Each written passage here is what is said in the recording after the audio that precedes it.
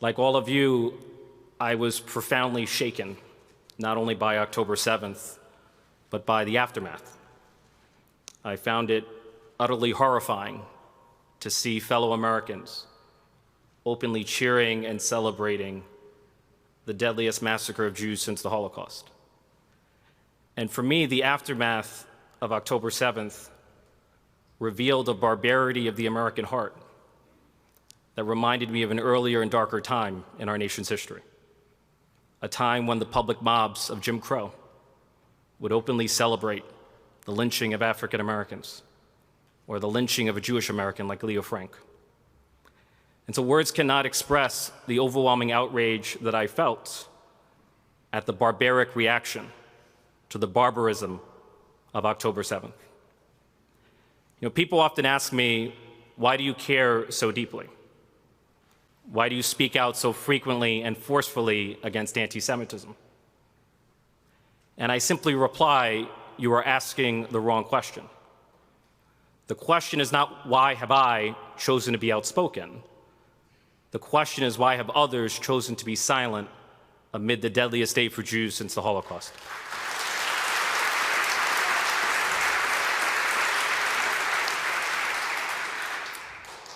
Dr. King once said that history will record that the greatest tragedy is not the strident clamor of the bad people, but it's the appalling silence of the good people.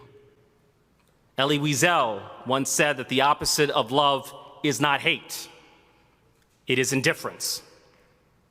And what we've seen in the aftermath of October 7th is appalling silence and indifference and cowardice from so-called leaders in our society, from institutions that we once respected and admired.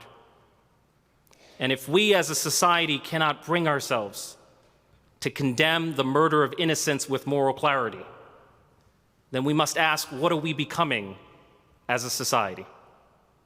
What does that reveal about the depth of anti-Semitism in the American soul? October 7th has been an awakening for the Jewish community, but it must be a reckoning for all of America. We must confront the deepening rot of anti-Semitism on social media platforms, on college campuses, and elsewhere in America. We must ask ourselves, what kind of society do we wish to be? Do we wish to be a society that affirms that every life, every Jewish life, every black life, every life has inherent dignity and value and worth? That each of us is a child of God, that each of us is an equal creation in the image of God? Or do we wish to be a society that affirms that violence and terror, no matter how barbaric, can be justified and even glorified under the guise of quote-unquote resistance? I, for one, cannot imagine anything more hostile to the teachings of Dr. King, more contemptuous of the nonviolent life that he led and the nonviolent legacy that he left behind than the glorification of violence and terror that we saw in the aftermath of October 7th. And so let us reshape our society in the image of Dr. King. Like Dr. King, I had the honor of speaking at the National Mall in the presence of hundreds of thousands of people. The context was the March for Israel, the march against anti-Semitism, the march to secure the release of our hostages. And as I spoke, I took note that the year in which I spoke, 2023, was historic in more ways than one. It marked the 75th anniversary of Israel's rebirth and the 60th anniversary of Dr. King's I Have a Dream speech. And those words, I have a dream, reminded me that the Jewish people have long had a dream of Jewish liberation through a Jewish state. And Israel itself is the realization of a dream that is both ancient and modern.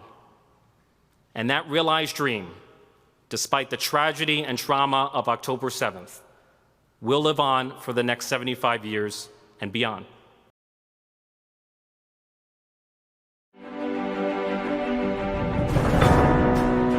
The whole world must see that Israel must exist and has a right to exist and is one of the great outposts of democracy in the world. My Jewish brothers and sisters said to me amid anti-Semitism anywhere, we don't need your support. I would still take a stand against anti-Semitism because it's wrong, it's unjust, and it's evil.